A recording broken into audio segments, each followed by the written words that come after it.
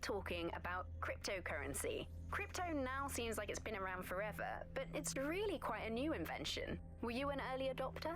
I was one of the first that was in this market. There seemed to be a new way of financial transactions, a new way of money. It's something that we could completely reinvent and change some of the legacy financial systems around the world and really give power back to the people. Yeah, it was a real shift in the way that the world works. Let's recap the basics. Central to cryptocurrency is the distributed ledger technology, the tech that keeps track of all transactions. And what this means is you can have a decentralized system without having to trust any one party, like old-fashioned banks. One of the reasons why I got involved so early was that you could stay anonymous. Yeah, the features of cryptocurrency very much fit into that early mindset. It was all about finding an alternative to centralized systems. It was kind of a countercultural punk ethos. The whole point of the distributed ledger is you're not trusting any one person to keep a track of who has what money or how they're spending it.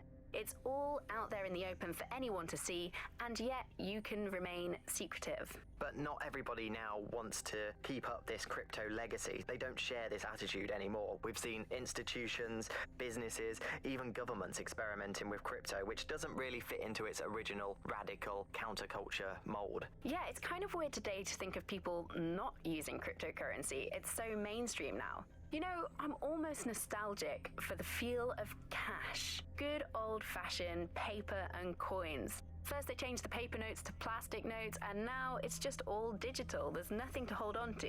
It was great just to be able to have a little bit of money to carry around with you.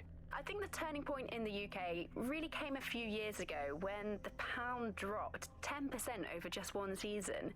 People living off grid started using crypto, and just as everyone was losing faith in the pound, they were gaining it in cryptocurrency, which turned out to be much more stable.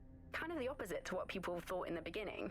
And then, of course, there was the recession. It didn't take long for startups to see an opportunity in this new way of doing finance. A lot of traditional money was converted to crypto, and it really shook up the financial sector. Can you remember when they first introduced crypto cash points? That was really sneaky. It was a classic startup behavior. They just installed them everywhere. No consultation with the government, no approval or anything. But people immediately started to use them. Yeah, it kind of reminded me of how Bloom put out the Optic. They just made it free and flooded the streets with these devices. Suddenly everyone had them. If there's this great option of tech, people are just going to start using it, no matter the cost. Parliament actually tried to put a stop to the cash points, but people were using them so much already. There was outrage. I mean, some parts of London were already using crypto as their primary currency by then. And now, apparently, or at least in theory, crypto is illegal.